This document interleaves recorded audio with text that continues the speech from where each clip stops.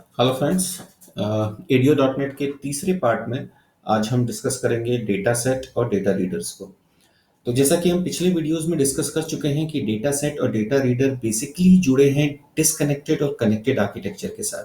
जब भी हमें डिसकनेक्टेड आर्किटेक्चर में डेटाबेस कनेक्टिविटी करनी होती है तो हम डेटा सेट का इस्तेमाल करते हैं, और जब हमें कनेक्टेड आर्किटेक्चर में डेटाबेस के साथ कनेक्टिविटी करनी होती है तो हम यूज करते हैं डेटा रीडर।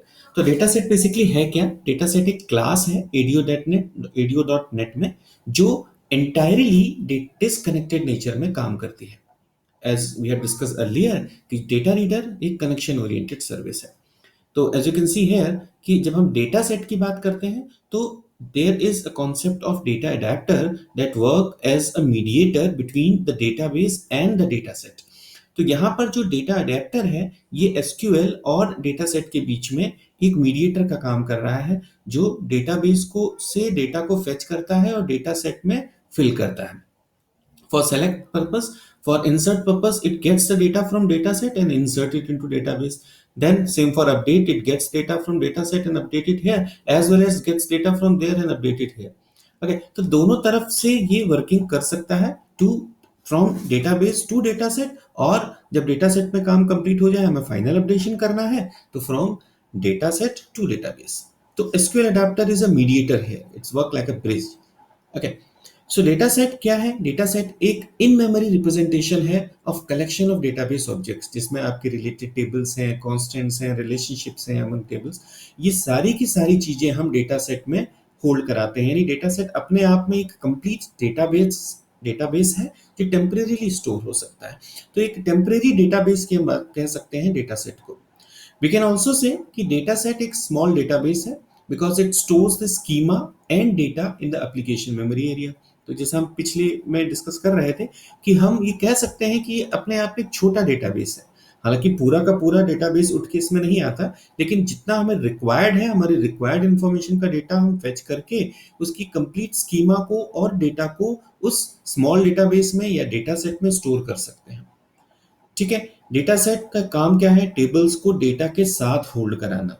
उसमें से फिर आप डेटा को सिलेक्ट कर सकते हो, व्यू क्रिएट कर सकते हो, फर्दर अमेंडमेंट्स कर सकते हो, अपडेशंस कर सकते हो। You can do anything that you want, that you usually do with the database in data set. तो data set, that's why we call that data set is a small database और a temporary database है। On the other hand data reader जो है वो design किया गया है read only और फॉरवर्ड ओनली स्ट्रीम्स के लिए, यानी डेटा को डेटा सोर्सेज से केवल रीड करने के लिए और एक फॉरवर्ड डायरेक्शंस में मूव करने के लिए। तो डेटा रीडर में एक कमांड क्लास का हम यूज करते हैं जो एग्जीक्यूट रीडर फंक्शन यूज करता है।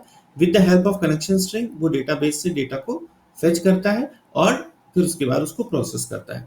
तो एक फॉरवर्ड ओनली और एक रीड ओनली डायरेक्शंस में ये काम करेगा। डेटा रीडर का एक कनेक्शन ओरिएंटेड नेचर है। जो हमारा पिछला डेटा सेट था वो कनेक्शन लेस ओरिएंटेड नेचर का था। डेटा रीडर जो है वो कनेक्शन ओरिएंटेड नेचर का है। तो जब भी आप फेच करोगे डेटा को डेटाबेस से, देन आपका एक कनेक्शन होना जरूरी है। That's why it is a connection oriented. It is usually most efficient way to deal with records when you don't need any random access. तो जब आप एक डायरेक्ट वे में काम करना चाहते हो, means you want to select the products from database and display it, तो that is a direct way. आपको कोई रैंडम एक्सेस नहीं करना है, ठीक है, in forward and backward directions. तो वहां पर सबसे एफिशिएंट तरीका आपका डेटा रीडर है। ये एक रो को एट अ टाइम फेच करता है, इसलिए बहुत लेस नेटवर्क कॉस्ट को यूज करता है जब आप डेटा सेट से कंपेयर करें, क्योंकि डेटा सेट में मल्टीपल रोज पे मल्टीपल टेबल्स पे एट अ टाइम साइमल्टेनियसली काम करता है, तो उस केस में नेटवर्क ज्यादा इस्तेमाल होता है। डेटा रीडर रीड ओनली है, so we can not do any transactions on them. Okay, so it's only for reading purpose.